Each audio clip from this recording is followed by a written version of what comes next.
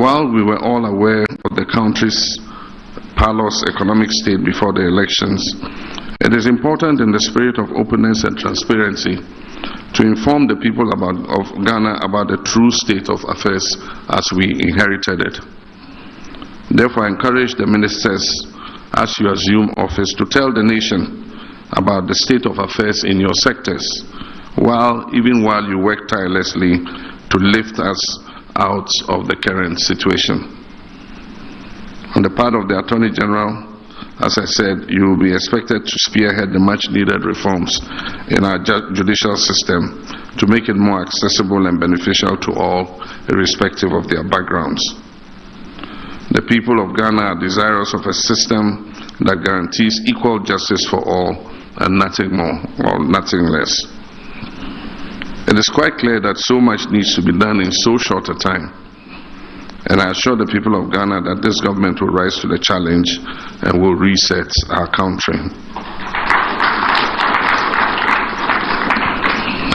As I pointed out during my inaugural speech, Ghanaians have, through their votes, declared their intention to demand the highest standards of governance, and we cannot afford to fail them. This naturally puts a burden of responsibility on us, which we must prove equal to. Ghanaians have shown that the days of tolerance for disrespectful gaslighting by government officials are well and truly over. They will take firm action as they deem fit to punish any administration that takes them for granted. I therefore charge you to serve in humility and candor, always remembering that we serve at the pleasure of the Ghanaian people, and that the authority we exercise emanates from them.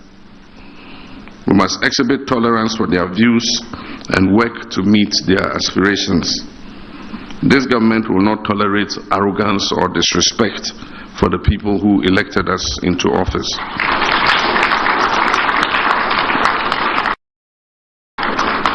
Modesty and prudence must be the guiding principle upon which you, myself, and our Vice President fashion our governance. People of Ghana will hold us accountable for the trust that they have placed in our hands. It cannot be business as usual. We must be transparent and fair in all our dealings. The anti-corruption institutions will be empowered to investigate and deal with any appointee who falls foul of the law. I expect all of you to begin the process of declaring your assets.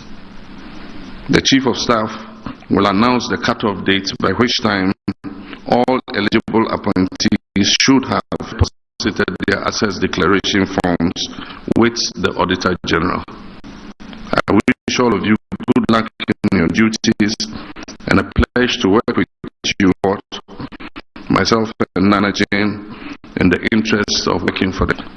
I thank you and may God bless you.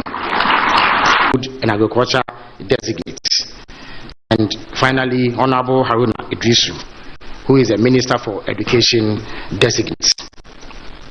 Thank you very much. Now the President of the Republic will administer the oaths to the ministers designate. Now there are 3 oaths to be administered. The first one is the oath of allegiance, which will then be followed by the oath of office, and finally the oath of secrecy. So Mr. President would start with the oath of allegiance.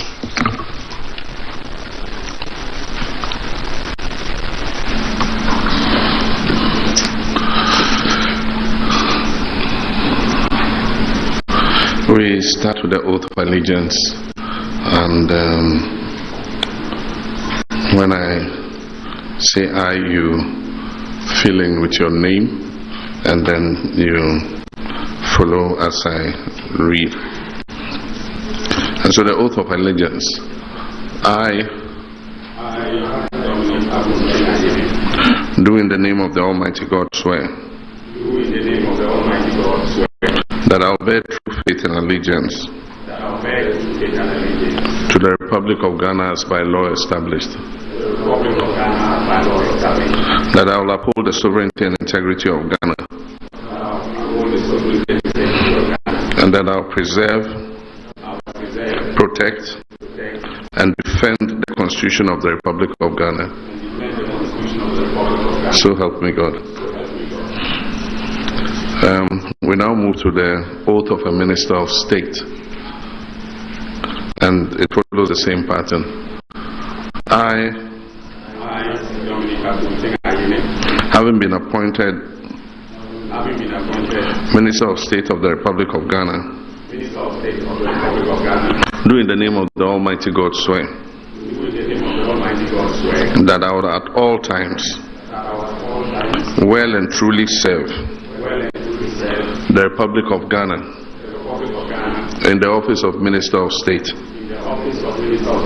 and that I will uphold, preserve, protect, and defend the Constitution of the Republic of Ghana as by law established, and that I will, to the best of my judgment,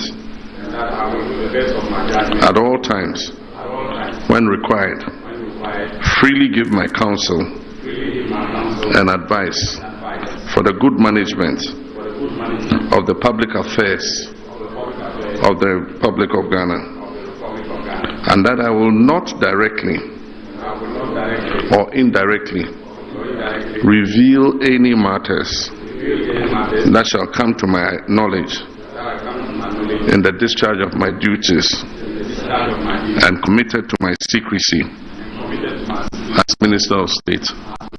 So help me God.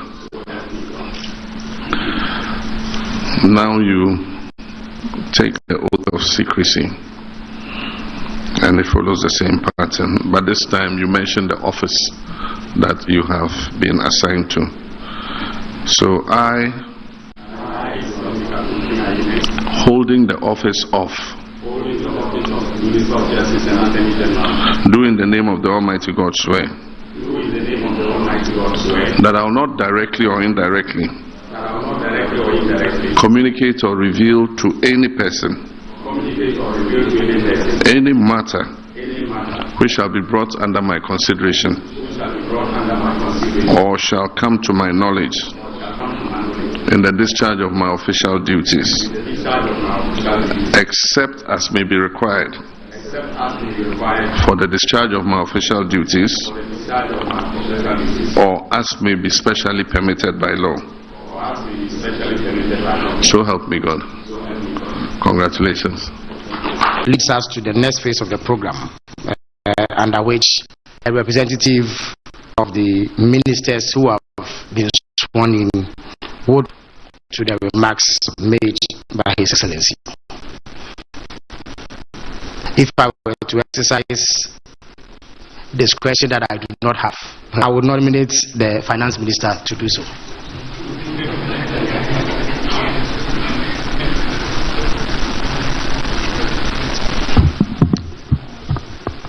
Thank you very much.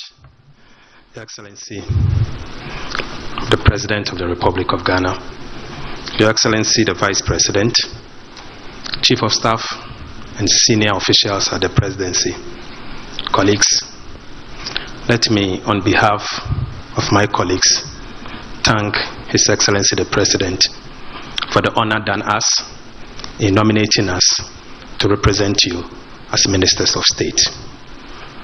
Mr. President, we have been with you throughout your days in opposition.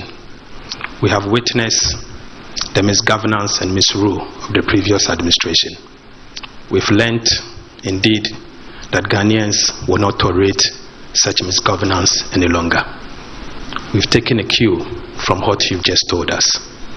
We want to assure you that we will serve and serve in such a way to make you the best president in the Fourth Republic.